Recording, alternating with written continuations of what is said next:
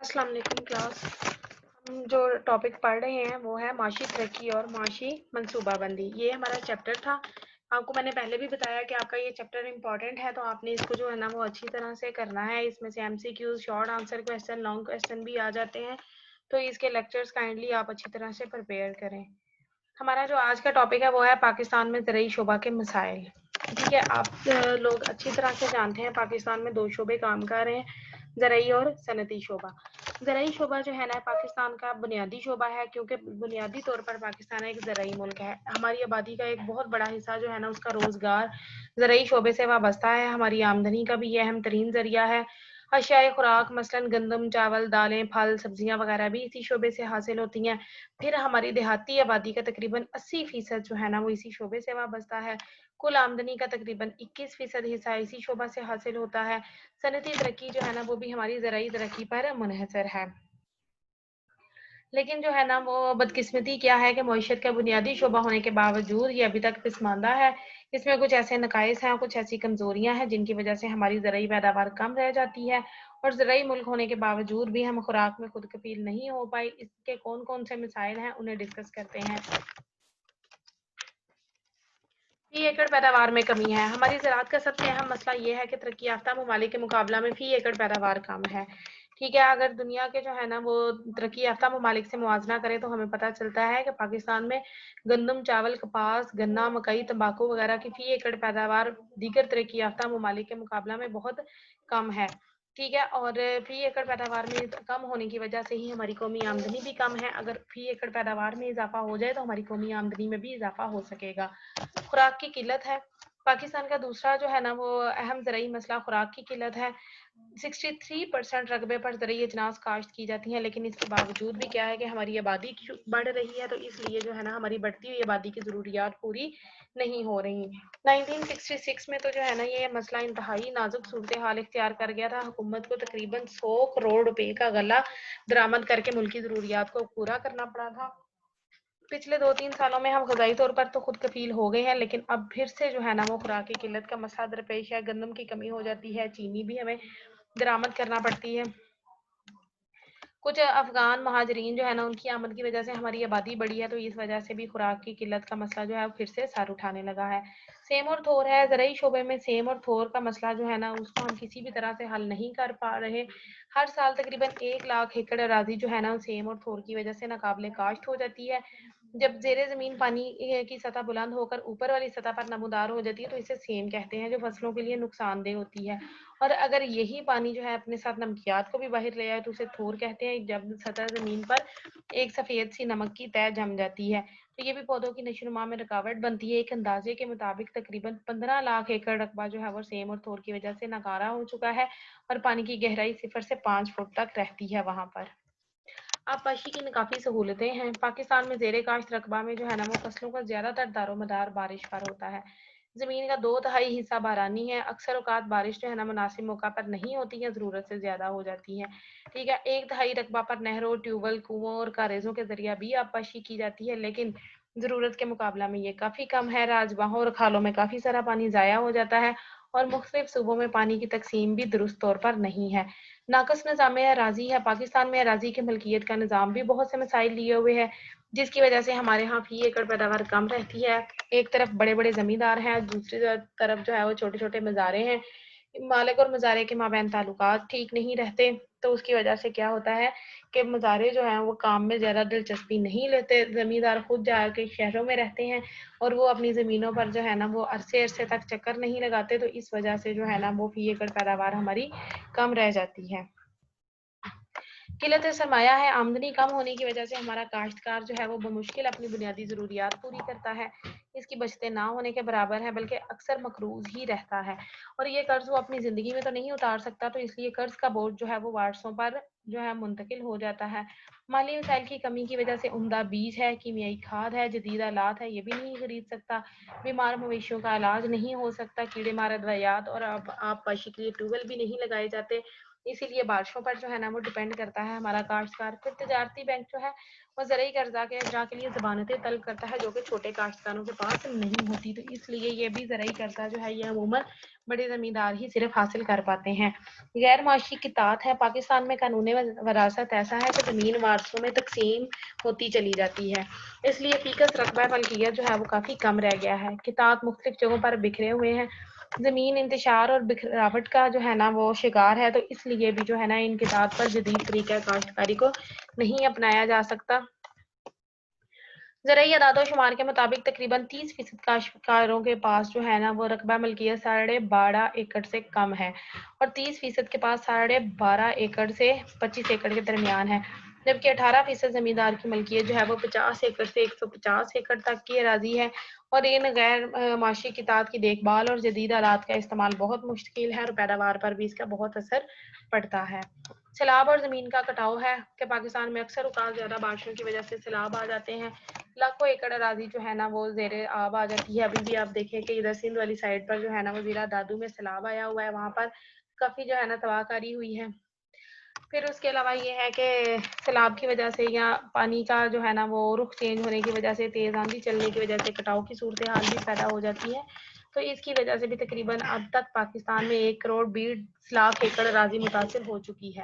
کھاد کا کم استعمال ہے۔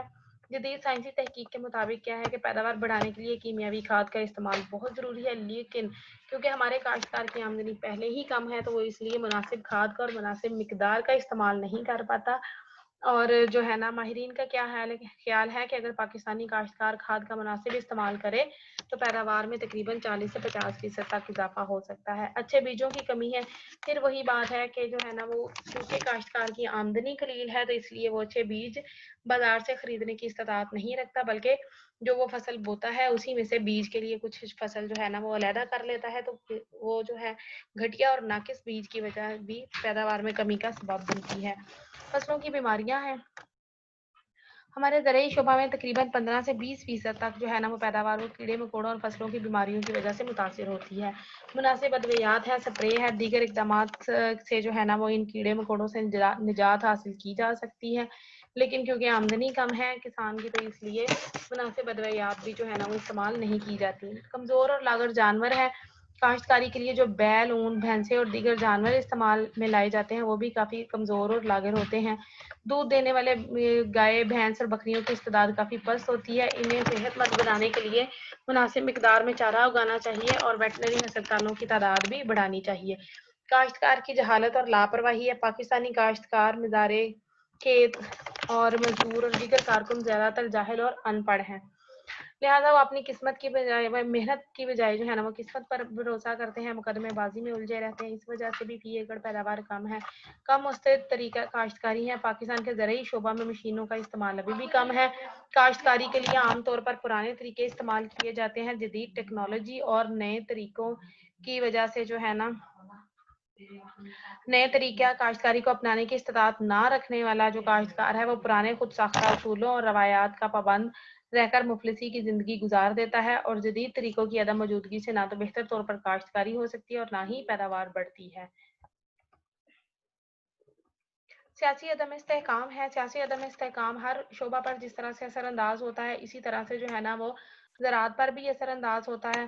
اب آئے دن جو ہے نا وہ پاکستان میں حکومتیں بدلتی رہتی ہیں۔ 1958 سے پہلے جو ہے نا وہ بھی کافی حکومتوں میں چینجز آتی رہی، پھر 65 میں جنگ لڑنا پڑی، 68 میں ایوب حکومت کے خلاف ہنگامے ہوئے، 70 کے الیکشن میں مشرقی پاکستان علیحدہ ہوا، 71 میں دوبارہ جو ہے نا وہ انڈیا سے جنگ لڑنی پڑی، پھر 77 کے الیکشن کے نتیجے میں جو ہے نا وہ بھٹو حکومت کے خلاف قومی اتحاد کی تحریک اور نئے مارشل لا کا نفاذ ہوا، تو ابھی تک جو ہے نا وہ پھر 99 میں پرویز مشرف کا مارشل لا، پھر ایمرجنسی پلس، پھر 2008 اور 13 کے عام انتخابات، اور اب بھی جو ہے نا وہ یہ 2018 کے انتخابات، ان سب کے باوجود بھی جو ہے نا وہ پاکستان میں ابھی تک سیاسی استحکام نہیں آ سکا، اور جو ہمارے وسائل ضائع ہوتے ہیں وہ ایک علیحدہ ہے، تو ان کی وجہ سے بھی ترقی کا عمل کافی متاثر ہوتا ہے۔ غیر منظم زرعی منڈیاں ہیں کہ فی ایکڑ پیداوار تو کم ہے، لیکن دوسری طرف کیا ہے کہ زراعت کو فروخت کرنے کا نظام بھی ناقص ہے۔ کاشتکار جو ہے وہ اپنی فصلوں کی صحیح قیمت وصول نہیں کر پاتا، اس لیے منڈیاں عام طور پر غیر منظم رہتی ہیں۔ काश्तकार दही दुकानदारों और व्यापारों के यहाँ अपनी पैदावार जो है ना वो कम कीमत पर फरोख्त कर देता है और गोदामों की कमी होने की वजह से अपनी फसल को फ़ौरन बेचना चाहता है, इस वजह से भी मुनासिब कीमत नहीं मिलती।